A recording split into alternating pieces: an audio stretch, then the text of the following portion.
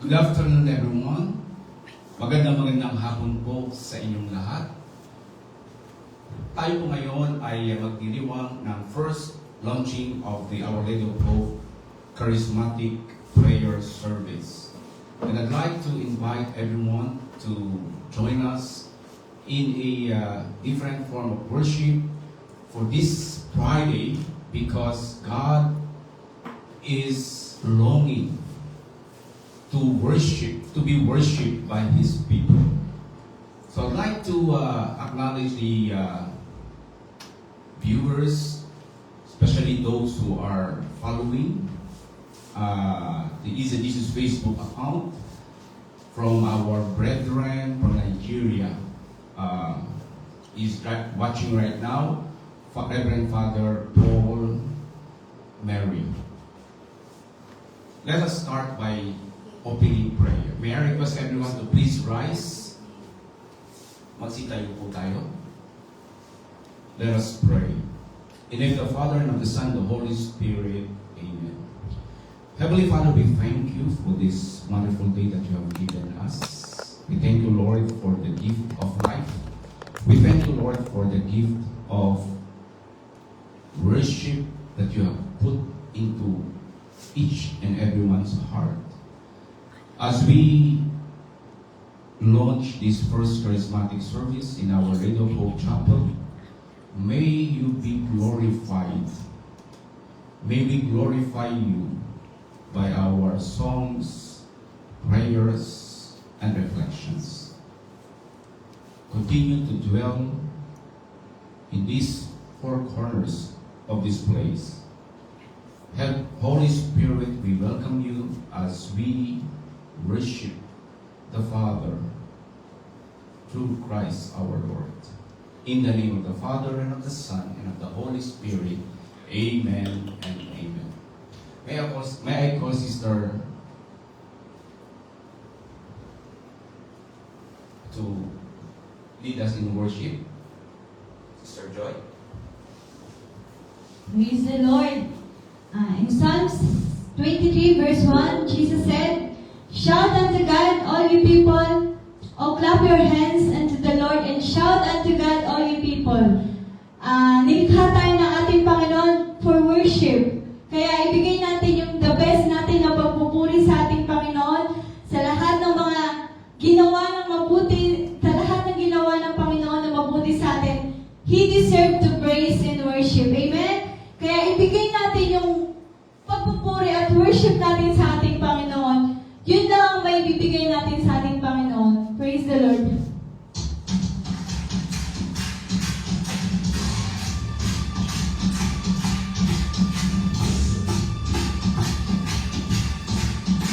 Sabay-sabay tayong bumawi para sa ating Panginoon.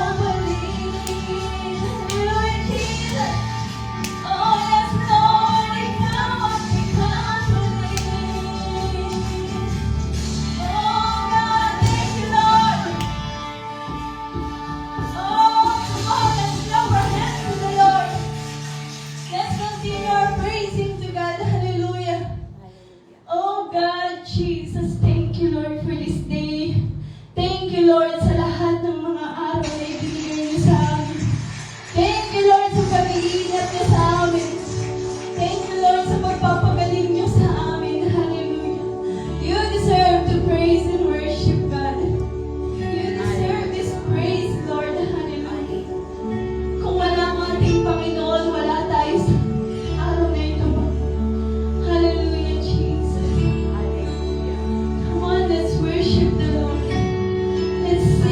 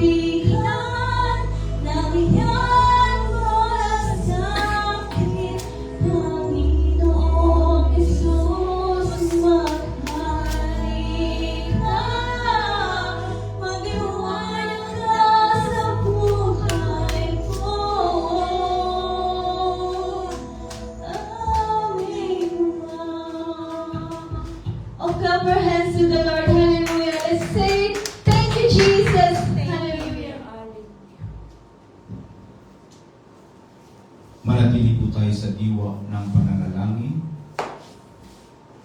Habang dinaraman natin ang presensya ng ating Panginoon sapagkat siya ang nagsabi, kapag may dalawa o tatlong nagkakatipon sa kanyang pangalan, siya'y naroon sa kanilang kalagitnaan. Manalangin tayo.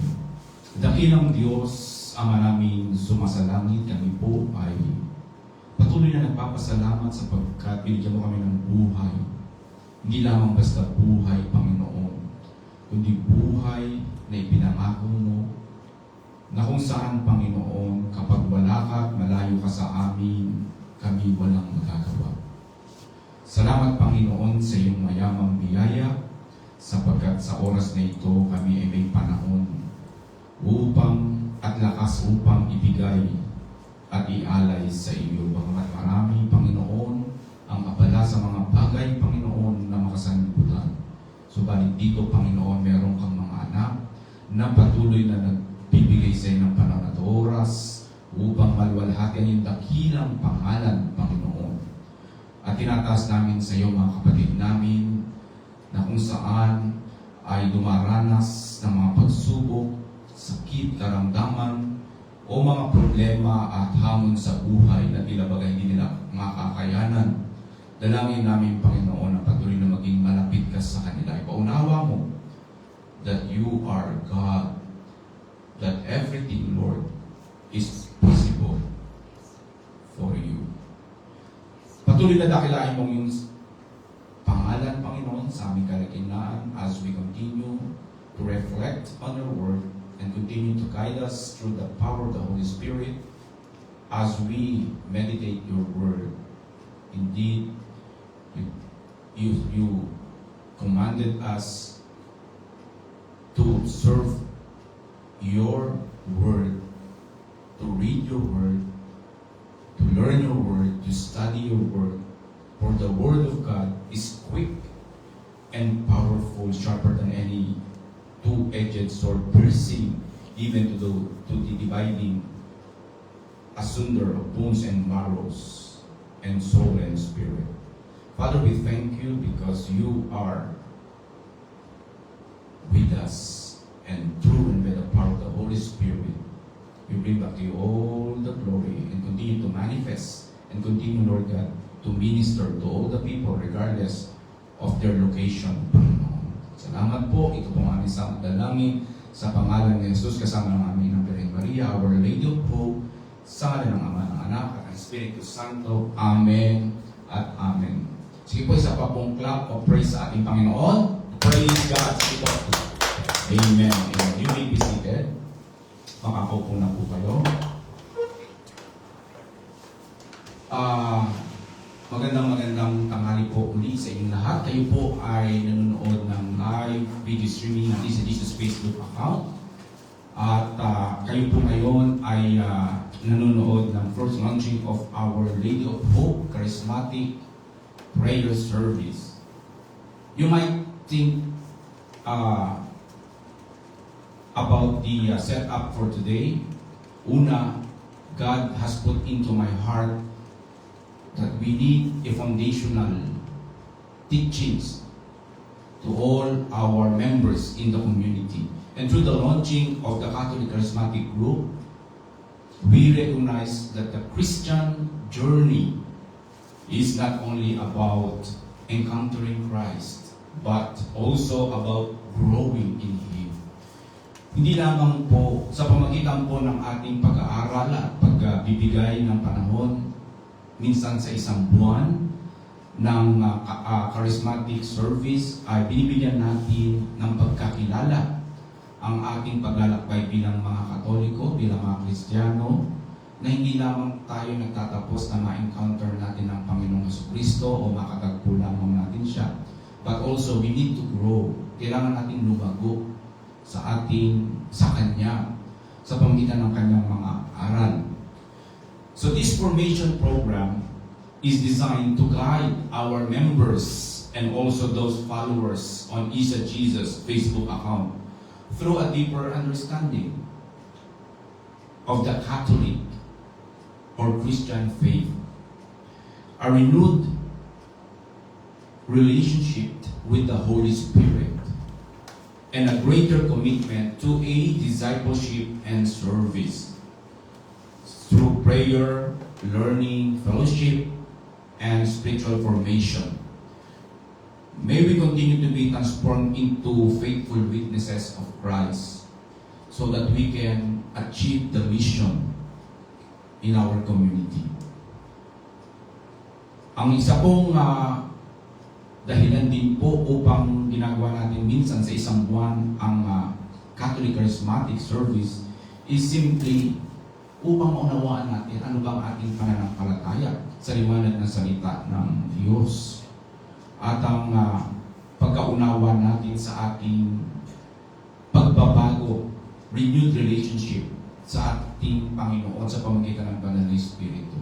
Every day we encounter many challenges in life, many problems sa araw-araw, mga hamon sa buhay. Minsan okay tayo, minsan hindi. Subalit, tandaan po natin, kung tayo po ay merong good foundation rooted in us, ang salita ng Diyos ay nananatili sa atin. Jesus said, "If my words abide in you,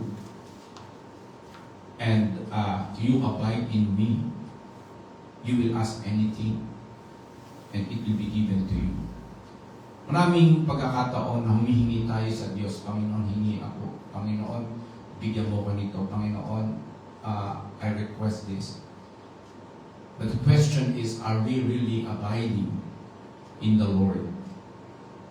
Are we really following and observing the will of the Lord? And through this commitment, discipleship, and service, we will be able to be transformed. Magkakaroon tayo ng transformation tulad ng isang butterfly. Ano ba sa Tagalog butterfly? Paru-paro na mula sa uod ay naging butterfly siya. There's a transformation. Gradual transformation. At ay hindi po ang nais ng Diyos sa atin. Lahat po tayo, hindi tayo perfecto. Amen? Naniniwala ba kayo? Lahat tayo ay may mga kapintasan. Lahat tayo ay may mga pagkukulang. But we need to learn that God is changing us from time to time, from glory to glory. And we need to acknowledge our weaknesses. At sa pagitan natin mga kahinaan, pagkilala, God is willing to transform us and change us. And through that formation, makapagpapatuloy tayo maging gagamitin ng Panginoon to be a witness of Christ. Hindi lang naglilingkod sa Kanya. Makikita ng tao that indeed the shining glory of God is in you. At ang mission natin na binigay ng Diyos sa Our Lady of Hope community ay matutupad natin. So yun pong pinakabuod ng ating programang launching of Catholic Charismatic Group. At nagkaroon po tayo ng series, meron po tayo itong series of teachings, no? Ang series of teachings po natin ay una, session 1 is God's love. So ito pong ihanda ko ngayon. Kailangan maintindihan muna natin yung pinaka-foundation ng pagkilala natin sa Diyos. Kasi maraming tao ngayon, lalo na sa bansang Europa, they do not believe that God exists. Sa Europe, makikita niyo mga simbahan doon ay wala na, nagiging museum na lang. Bakit? Kasi sa pagtakbo ng teknolohiya at sa sa tagal ng panahon, ang karunungan ay nagdi-develop na rin. Ngayon, ang mga tao ay nagdidepende na sa karunungan ng tao. At dumarating sa punto na hindi na sila naniniwala na may Diyos. Kaya, sa Europe po, mapapansin niyo, mga simbahan natin ay empty na. Ang mga parishes doon ay binebenta na lang. Dahil wala nang uma-attend. At ang nangyayari, nagiging museum. Ang iba ay kino-convert sa ibang relihiyon, no? Ang iba ay ginagawang cafeteria, no? At bakit nangyayari ito? Sapagkat una ay hindi nila nararamdaman ng Diyos sa simbahan. Kailangan maramdaman natin ng Diyos sa ating mga buhay at sa simbahan. Hindi lamang tayo pupunta sa simbahan, naglilingkod na para bagang ritual. Lalabas, At araw-araw makaka-encounter tayo ng problema at hindi natin nararanasan ang Diyos sa ating buhay. It's useless. So, the Holy Spirit is provided for us by God. The Holy Spirit is the co-worker of God the Father and God the Son in order for us to empower us in our Christian faith. In today's short message that I have prepared, brothers and sisters, the first session for the first monthly charismatic service is God's love and His plan for us. Sabi nyo nga, God's love God's love and His plan and His plan for us. for us. Sa Tagalog po, ang pag-ibig ng Diyos at ang Kanyang plano sa atin. In Jeremiah chapter 29, verse 11, it says that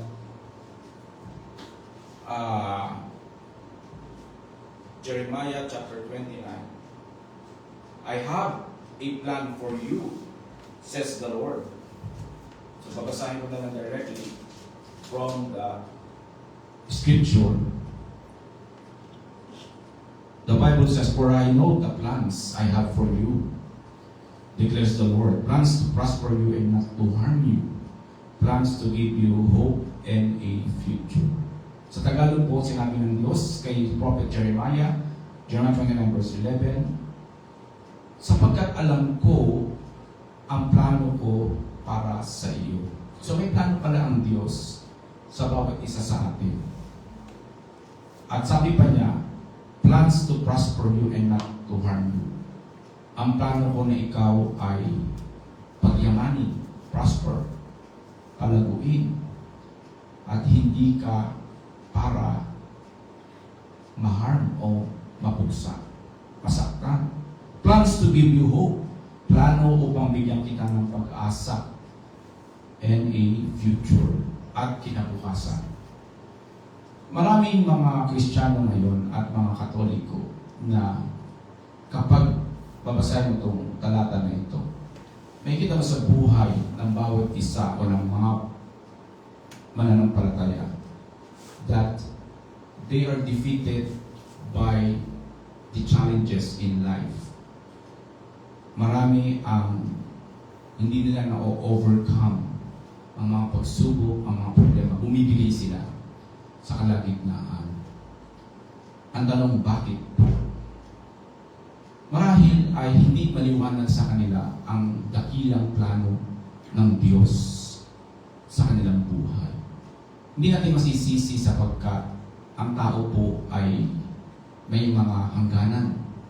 Subalit, kaya nga po sinasabi ng Diyos sa kanyang mga propeta at sa kanyang mga tao, God said, meditate my word day and night. Night and day. Pag nilay-nilayan mo ang aking salita, araw at gabi. Gabi at araw.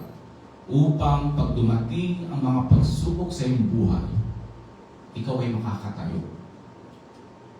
Kaya, sa Europa, mga magulang, mga kapatid, lumayo ang puso ng ibang mga tao o maraming tao sapagkat hindi nila naranasan marahil ang Diyos sa kanilang buhay noong panahon na kailangan nila ang Diyos. Kung kaya, for them to believe that there is God is stupidity. Ang maniwala para na merong Diyos ay isang kahamalan. Today, I have a good news for you, brothers and sisters, and I will encapsulate this in a short message about God's love and plan for us. Maraming tao nagtatanong, does God really love me? Siguro ang tanong niyo na ito sa sarili niyo, mahal ba ako ng Diyos? Another question, does my life have a purpose? Meron bang purpose ang aking buhay? Ano ba ang purpose? Bakit ako nabubuhay? Para lang ba kumain, magtrabaho, at isang araw ay mamamatay?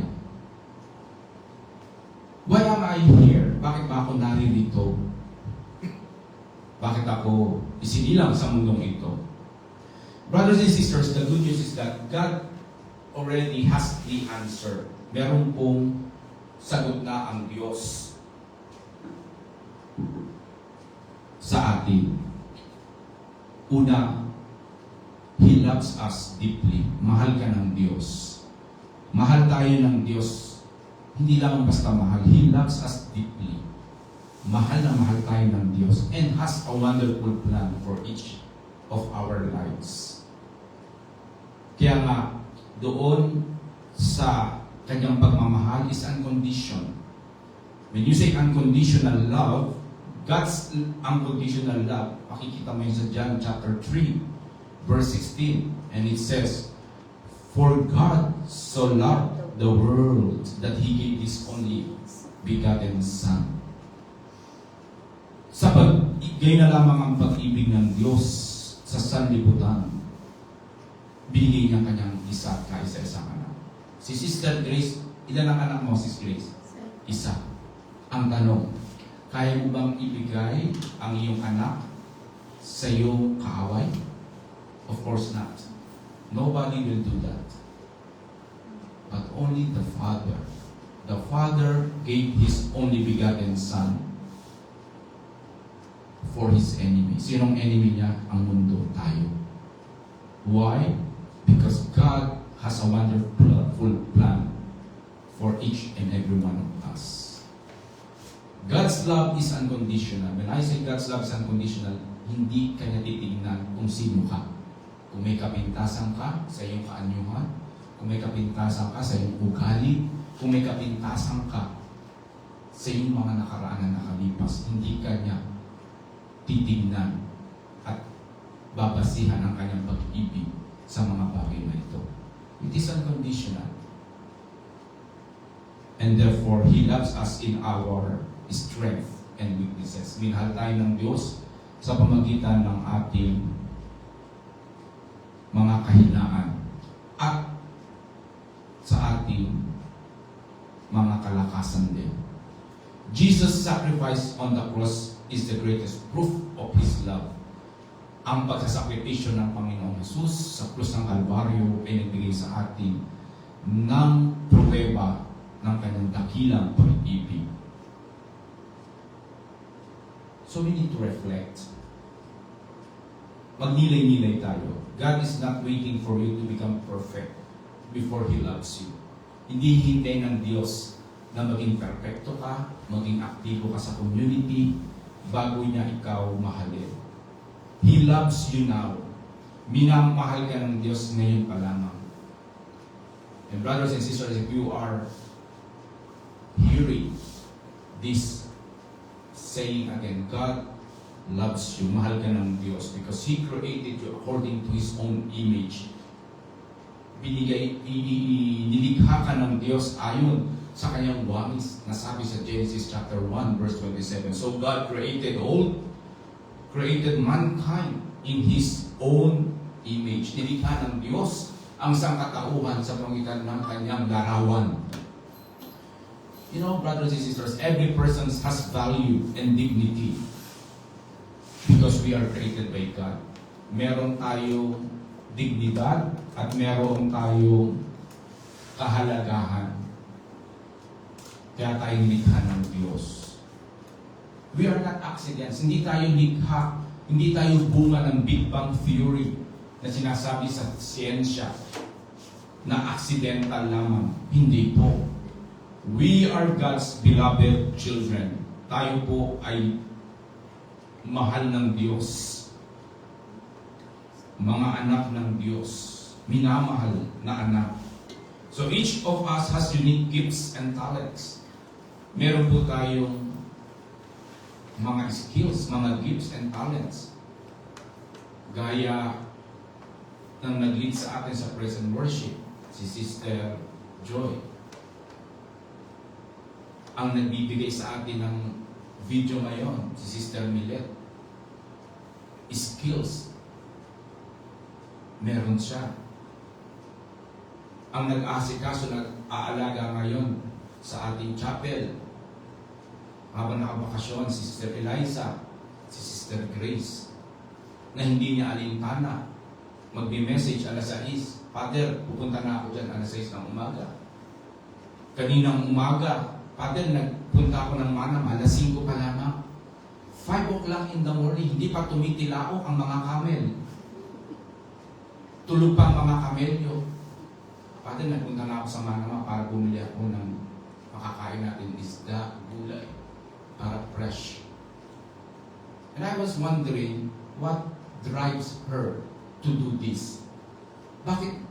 Ano yung nagbibigay sa kanya ng excitement to Sister Grace, to Sister Millet, to Sister Joy, to do these things? Ang sagot, because they love God. They want to serve God more than comfort. Kaya kanina pumunta si Ate Millet, nung hinawakan ko, Ate Millet, ikaw po ka muna, ang init. Yung biyahe niya, kainitan. Pwede naman siyang tulog sa bahay, magpahinga. But she decided to meet God in this place, to serve God. Why?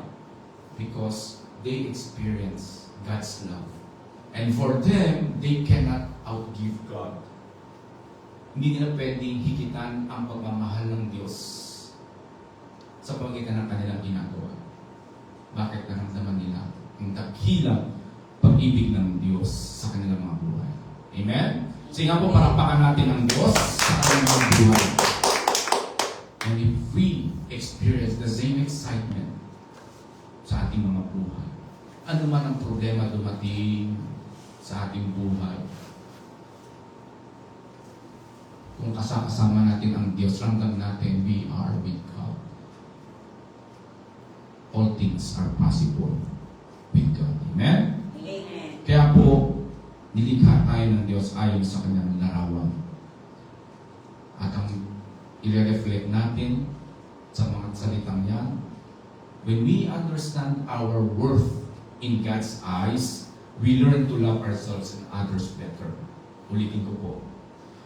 Pag nilayan natin, when we understand our worth in God's eyes, we can easily love others and ourselves. Amen? Amen. Kasi ang problema ngayon ng mundo, puro pagmamahal lang sa sarili. Pagmamahal lang, akin, akin, akin to. Nakalimutan natin ibigin ang kapwa. Kung maranasan natin ang tunay na pag-ibig ng Diyos, we can easily love others kahit marami siyang kapintasan. Amen? Hindi natin titignan yung kapintasan niya, itsura niya, o yung kanyang magaspang na pag-uugali. Hindi, uunawain natin yun. Why? Because we understand kung tayo mainibig ng Diyos, how much more we cannot love those person whom we can see. And yet we say we love God whom we cannot see. Sinasabi natin, mahal natin ang Diyos, pero hindi natin kayang mahalin ng tao na nakikita natin. We always say, mahal natin ang Diyos, hindi naman natin nakikita ang Diyos. Brothers and sisters, we need to understand that thing. And third, and last, brothers and sisters, God's purpose and mission for us. Ano bang purpose mo? Di ba napaganda kapag ikaw ay nabubuhay na may purpose? Hindi ka lang nabubuhay para lang magtrabaho, nabubuhay para lang kumain, nabubuhay para lang sa mga bagay na nandito lang sa lupa. Na pag huminto na ang pagtibok ng iyong puso, wala na ang lahat. God has given you purpose and mission. And that is in Jeremiah chapter 29 verse 11. That's why God said, "For I know the plans I have for you." Alam ko ang plano ko, mga plano ko na para sa iyo. Kaya kung ano yung nakikita mong tagumpay ng kapatid mo o ng kapitbahay mo, purihin mo ang Diyos sa Kanya. Huwag kang maiinggit. Buti pa sila may bagong TV, 100 inches. Kami, ano pa rin, yung may tubo, di tubo pa rin. Saka di bukas na ganon. Huwag po tayo maiinggit. Pasalamatan, papurihin natin ang Diyos. Sapagkat may magandang plano din sa atin ang Diyos. Amen? Amen. And God has a purpose for every life. Meron siyang kadahilanan, meron siyang purpose sa bawat isa at sa bawat buhay. He created us for a relationship with Him. Nilalang niya tayo para sa isang bagay na makikipagrelasyon sa Kanya at sa pamagitan ng banal na Espiritu ng Kanyang anak, ng ating Panginoon Jesucristo, na igagay tayo sa Kanyang salita ng Ama. At ang banal na Espiritu ang magbibigay sa atin ng kakayanan sapagkat imperfect tayo sa pananalangin, sa pagdarasal, pagpupuri sa Diyos. Then our purpose is not just success, but faithfulness to God's call. I repeat, our purpose is not just success, but faithfulness to God's call. Hindi lamang tayo nilikha ng Diyos para laging magtagumpay sa lahat ng panahon. Hindi po. Even sa mga panahon na defeated tayo o disappointed tayo, ginagamit ng Diyos yan upang makita niya ang ating katapatan. Amen? Kaya ang mga tao ng Diyos, hindi lagi silang tagumpay sa giyera. May mga pagkakataon na hindi sila nananalo. At tinitingnan ng Diyos ang katapatan ng kanilang puso sa Kanya kung ito ba ay magwiwi. Sa atin din po, mga magulang, mga kapatid, may mga panahon na hindi pabor sa atin. At sa mga panahon na hindi pabor sa atin, lalo tayo maging malapit sa Diyos. Amen? Sapagkat pag naging malapit tayo sa Diyos, mga magulang, mga kapatid, makikita ng Diyos na nagdidepende tayo sa Kanya. At tayo patuloy na nagtitiwala sa Kanya at sa Kanya lamang. And therefore, we can reflect, God's plan may not always be easy, but it's always good. So, sa plano ng Diyos po sa atin ay hindi lamang laging madali. Ito po ay laging mainam para sa atin. And therefore, brothers and sisters, how to respond to God's invitation? God never forces His love on us. He invites us to respond. Nagmahal ang Diyos, pinakita niya ang pagmamahal, pero nasa sa iyo kung tatanggapin mo o mag-respondi ka sa kanyang pagmamahal. Kaya maraming tao ngayon ay ang buhay ay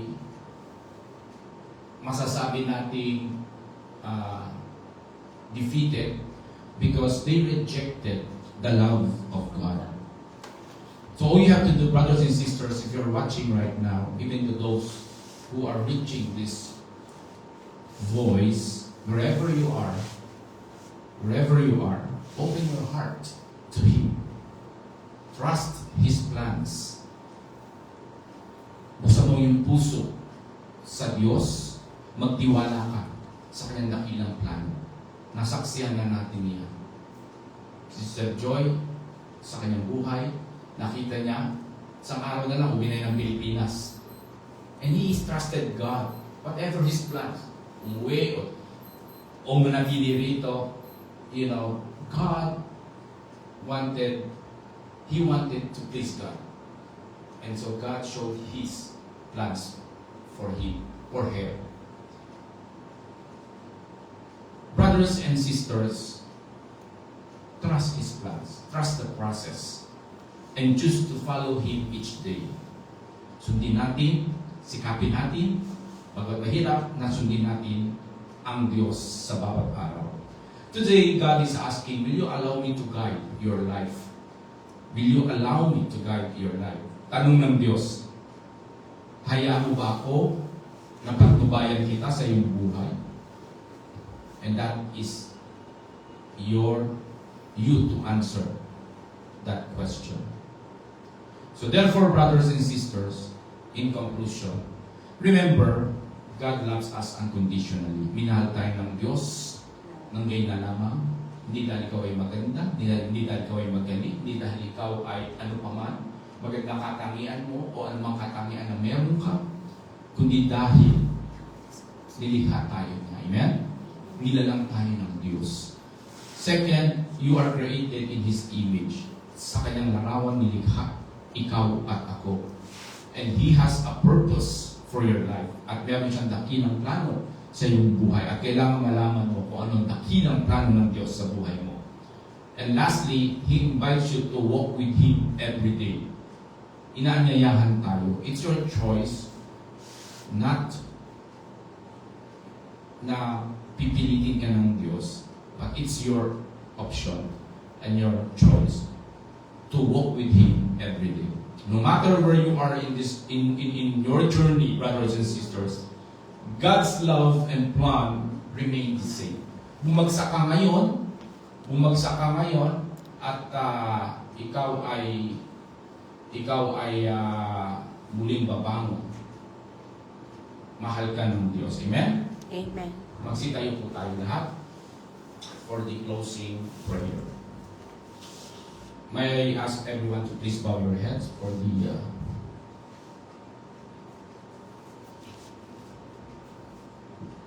let us pray.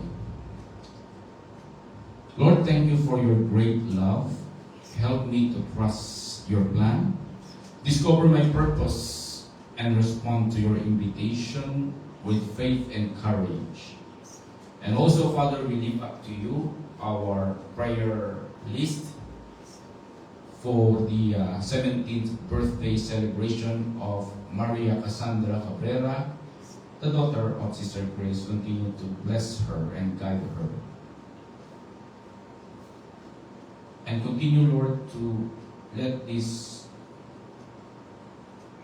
child grow up to be a blessing to her mother, family, and friends. We lift up also to you the healing of our brothers and sisters who are suffering from any illnesses and diseases. For Sister Milet, continue to extend your hands to her and continue to heal her. Make her whole again in the name of Jesus. To Sister Marlene Mesias, continue, Lord, to provide her needs, and I pray for her healing also. Recovery for Sister Alpha Rivera, continue to give him a speedy recovery.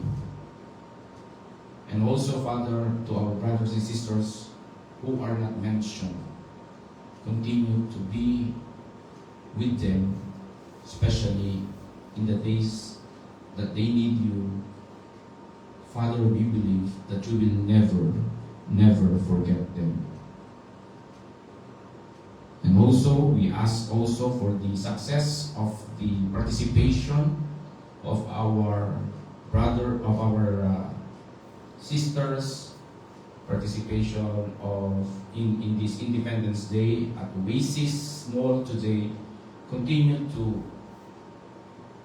bless them with their skills, let them channel a blessing to others, and let their skills be glorified in their skills. We ask this through Christ our Lord. Amen. In the Father, the Son, and the Holy Spirit. Amen. Thank you, brothers and sisters, as you watch and be with and sinamahan niyo kami sa isang oras and patuloy na sumayin niyo ang pagpapala ng Diyos Ama, Diyos Anak, at Diyos Espiritu Santo. Amen at Amen. God bless you and see you next month for another series of this charismatic, charismatic service. God bless you.